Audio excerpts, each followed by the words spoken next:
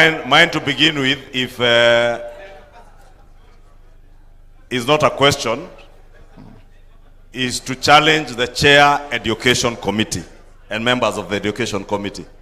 Members, if I can have your attention, because it is very easy to make political statements. And what Honorable Meli is making here is a political statement on distribution of infrastructure funds. And I have a very good reason. Kikuyu constituency has 38 public secondary schools. Langata constituency, where Honorable Jalango comes from, has 4 secondary schools.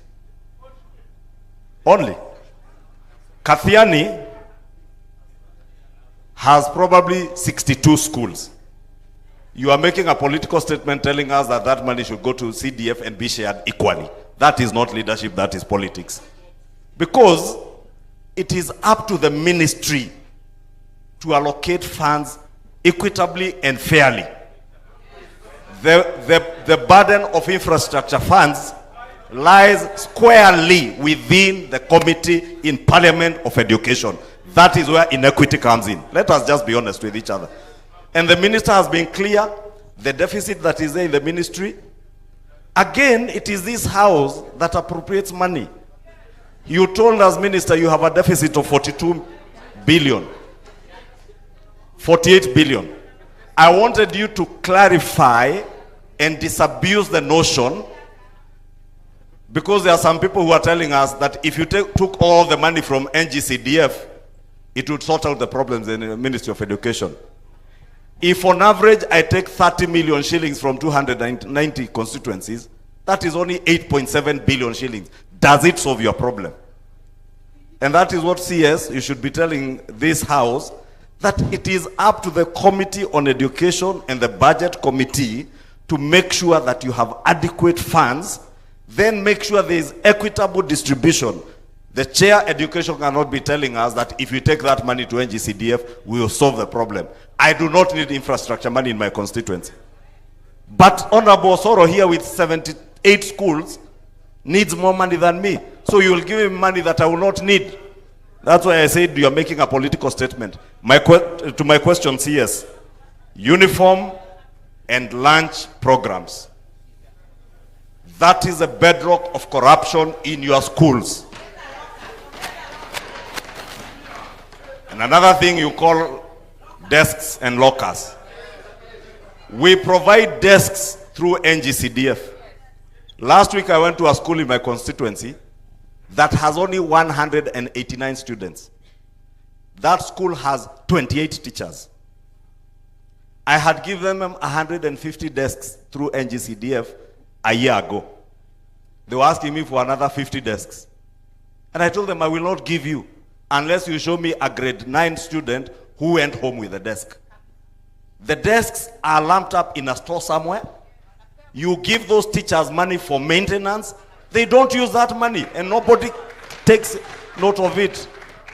You do not have school inspectors who are doing anything on the ground. It is these members of parliament who have become school inspectors, and you should not subject members of parliament to become school inspectors.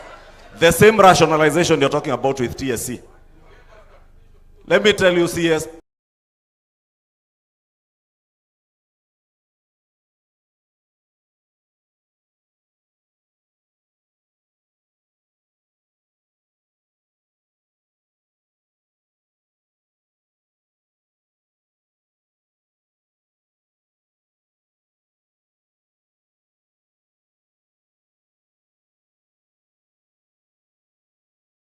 there is no rationalization that is going on.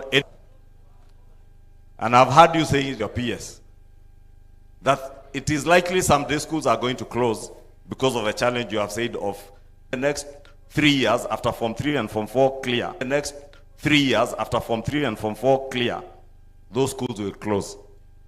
And that rationalization, you must make it a reality. TSC is not doing what they ought to be doing in terms of rationalization of teachers. Teachers harass these MPs left, right, and center because every teacher in this country wants to go back to their village to teach in their village. We must decide as a country whether we want to make politics out of education and make everybody happy, or do the right thing for our children.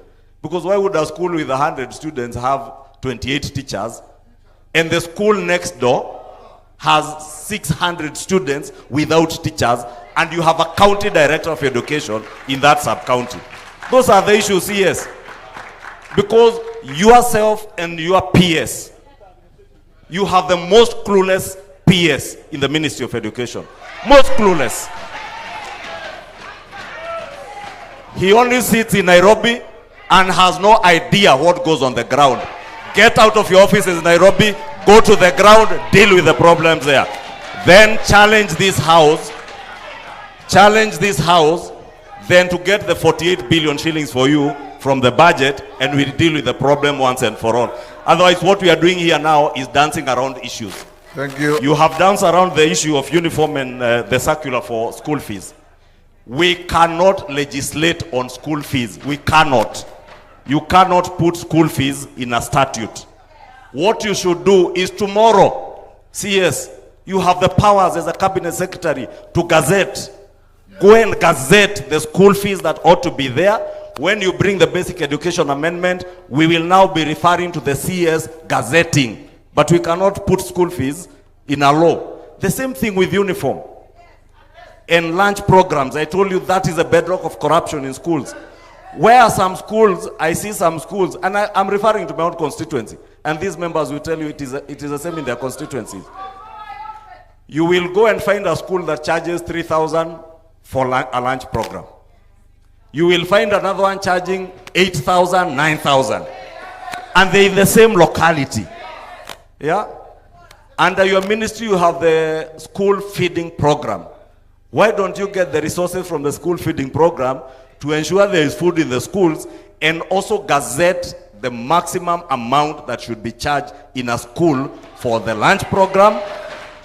You have no reason for a grade 6 student in Kikuyu Township Primary School to be wearing a uniform like the one I'm wearing, then because they are moving to grade 7 to go and change uniform.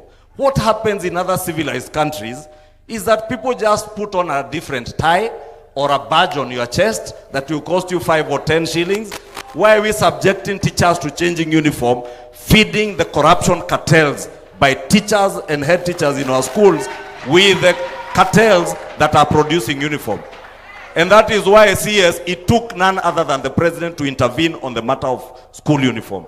You should not subject the president to be the one to be intervening on school uniform. It is you and your peers who should be doing that.